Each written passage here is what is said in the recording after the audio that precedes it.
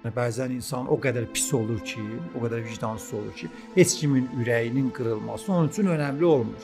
Əgər hiss eləsin, sənin danışmağın kiminsə xətrinə dəyəcək və onu deməyə də sən məcbur deyilsən. Baxın, bəzən ola bilər deyəsən ki, mən məcburam, axı neynim indi qəlbi sınır, axı mən gərək deydim, eybi yox, neynəyim, de.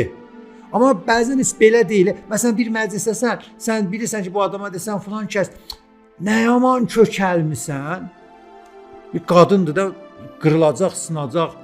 Yenə deyirsən, desən əşi zarafatdır, elədin. Niyə bu işi görürsən?